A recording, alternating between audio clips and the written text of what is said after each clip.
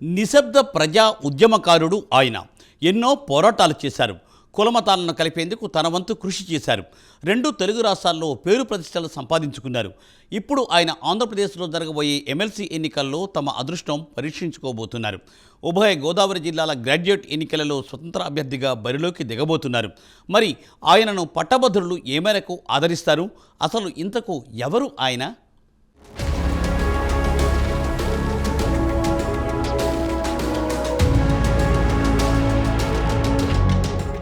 ఏపీలో ఎమ్మెల్సీ ఎన్నికల ప్రచారం మరికొద్దిసేపట్లో ముగియనుంది. ఈ నెల 27న గుంటూరు, కృష్ణా, ఉమ్మడి గోదావరి జిల్లాల పట్టభద్రుల నియోజకవర్గాలకు, అలాగే శ్రీకాకుళం, విజయనగరం, విశాఖపట్నం ఉపాధ్యాయ ఎమ్మెల్సీ స్థానాలకు ఎన్నికలు జరగనున్నాయి. దీంతో అభ్యర్థులు ఎన్నికల ప్రచారంను స్పీడ్ పెంచారు. ప్రధాన పార్టీలే కాకుండా ఇండిపెండెంట్ అభ్యర్థులు కూడా అదృష్టం పరీక్షించుకునేందుకు బరిలో దిగుతున్నారు.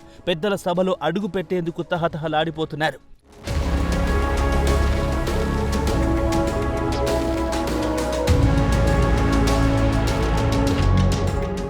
సార్వత్రిక ఎన్నికల్లో పోటీ చేసే ఆర్థిక బలం లేని వారు, మేధావులు, విద్యావంతులు పెద్దల సభలకు ఎన్నికయ్యేందుకు వీళ్లూరుతున్నారు. క్షేత్రస్థాయిలో పోటాపోటీ ప్రచారం చేస్తున్నారు. గోదావరి జిల్లాలో పట్టభద్రుల స్థానానికి పెద్ద ఎత్తున పోటీ నెలకొంది. ఇక్కడ ఎవరు గెలుపు జెండా ఎగురవేస్తారన్నది ఆసక్తికరంగా మారింది. గ్రాడ్యుయేట్ ఎమ్మెల్సీ ఎన్నిక అంటే చదువుకున్న వారు విజ్ఞతతో ఆలోచించి సమర్థులైన వారికే ఓట్లు వేస్తారన్న నమ్మకం పోటీ చేయనున్న అభ్యర్థుల్లో కనిపిస్తోంది. ఆ దిశగానే ఇంటింటికి తిరిగి తమకే ఓటు వేయాలంటూ ప్రాధేయపడుతున్నారు. ఈ క్రమంలో గోదావరి జిల్లాల గ్రాడ్యుయేట్ ఎమ్మెల్సీ స్థానం నుండి ఇండిపెండెంట్ అభ్యర్థిగా బండారు రామ్మోహన్ రావు బరిలో దిగారు.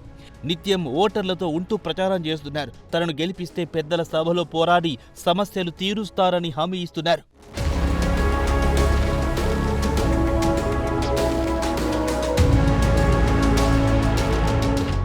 బండారు రామ్మోహన్ రావు విద్యావంతుడు, అధ్యాపకుడిగా ఎంతో మందిని తీర్చిదిద్దిన వ్యక్తి కూడా. ఉత్తరాంధ్రతో పాటు గోదావరి జిల్లాలో కూడా ఆయనకు మంచి పేరుంది. కులమతాలకు అతీతంగా ఉద్యమాలు చేసిన చరిత్ర ఆయనది. రాష్ట్ర వ్యాప్తంగా బండారు రామ్మోహన్ రావు అంటే తెలియని వారు లేరంటే అతిశయోక్తి కాదు. 2 తెలుగు రాష్ట్రాల్లోనూ ఆయన శ్రేయోభిలాషులు, అనుచరులున్నారు. గత 20 ఏళ్లుగా బండారు రామ్మోహన్ రావు అనేక ప్రజా ఉద్యమాలు, సామాజిక కార్యక్రమాలు నిర్వహించారు. అధ్యాపకుడిగా వృత్తి ధర్మాన్ని పాటిస్తూనే సామాజిక స్పృహతో కులాలను ఏకం చేసిన ఘనత ఆయనదే. ఆయన మీద ఇంతవరకు చిన్న ఆరోపణ కూడా లేకపోవడం గమనించదగ్గ విషయం. వీటన్నిటిని దృష్టిలో పెట్టుకుని గోదావరి జిల్లాలకు చెందిన ఓటర్లు విజ్ఞతతో రామ్మోహన్ రావుకు పట్టం కట్టే పరిస్థితులు నెలకొన్నాయని రాజకీయ వర్గాల్లో చర్చ జరుగుతోంది. ప్రస్తుతం పోటీలో ఉన్నవారు ఎవ్వరూ కూడా గతంలో ఎటువంటి సామాజిక కార్యక్రమాలు, ఉద్యమాలు నడిపిన దాఖలాలు లేవు. రామ్మోహన్ రావు ఎటువంటి ప్రయోజనాలు ఆశించకుండా విద్యార్థి, నిరుద్యోగ సంబంధిత అంశాలపై పోరాడటం ఆయనకు బాగా కలిసొచ్చే అంశం.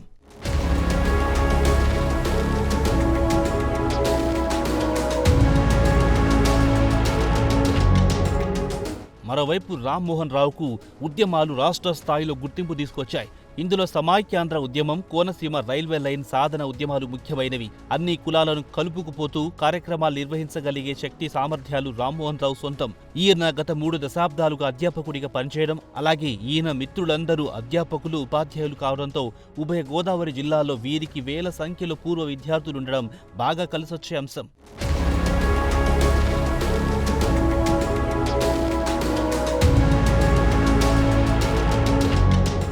అజాత శత్రువుగా పేరుగాంచిన రామ్మోహన్ రావుకు ఎవరితోనూ వివాదాలు, విభేదాలు లేవు.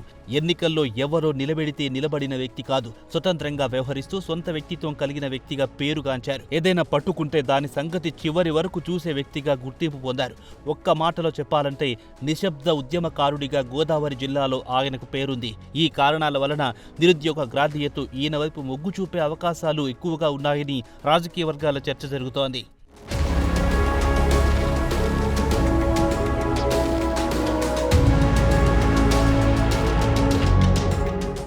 అంతేకాకుండా వివాదరహితుడిగా పేరున్న రామ్మోహన్ రావు అందరినీ కలుపుకొని పోయే మనస్తత్వం ఉన్న వ్యక్తిగా పేరు తెచ్చుకున్నారు. సమస్యల పరిష్కారం కోసం ఆయన జీవితంలో అనేక పోరాటాలు చేశారు. రాష్ట్ర సమస్యలకు సంబంధించి గతంలో రామ్మోహన్ రావు చేసిన పోరాటాలు ప్రజల దృష్టిని ఆకర్షించాయి. పోరాట స్ఫూర్తి ఉన్న వ్యక్తి కావడంతో బండారు రామ్మోహన్ రావుకు అన్ని వర్గాల్లోనూ ఆదరణ ఉంది. మరి గోదావరి జిల్లాల గ్రాడ్యుయేట్ ఎమ్మెల్సీ అభ్యర్థిగా పోటీ చేస్తున్న రామ్మోహన్ రావును పట్టభద్రులు ఏ మేరకు ఆదరిస్తారో తెలియాలంటే వేచి చూడాల్సిందే.